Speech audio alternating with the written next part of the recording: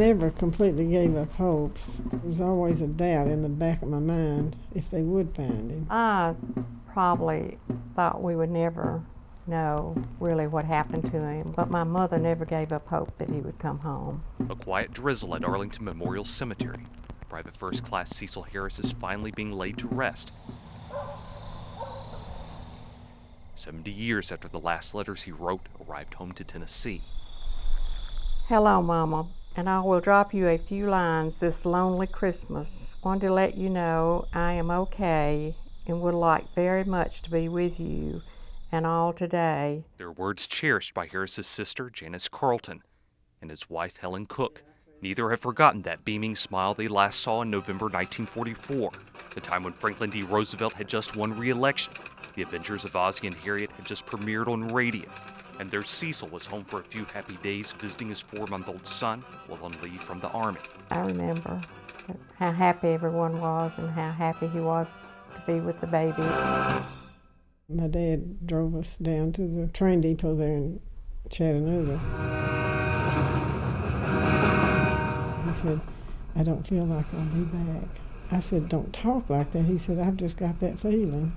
And sure enough, he didn't come back. That was the last time I saw him. I was standing in the post office waiting for the mail to open, so this guy walked over from the company office just right across the street. He came back with his telegram and handed it to me.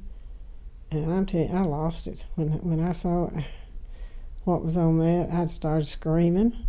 It was just unbearable almost for my mother, of course. After a year classified missing in action, Harris was declared dead. No answers, no closure for a wife and family.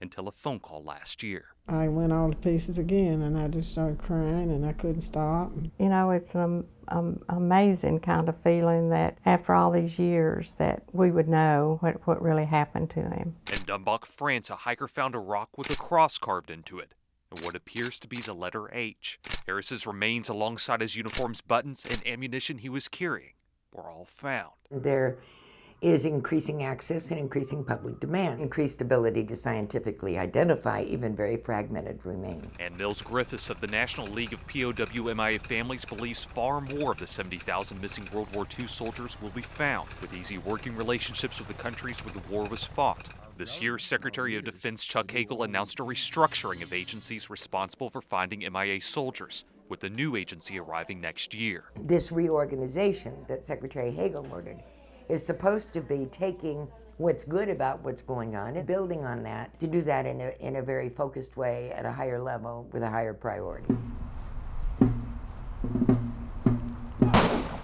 Harris's loved ones say they only want other families of MIA soldiers to never lose their hope.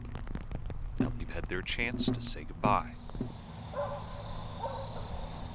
So many years after those last letters. Tell all hello for me and be good.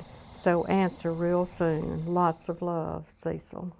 I know God answered my prayer. There wasn't a night that I didn't say my prayer. That's the first thing on my prayer list.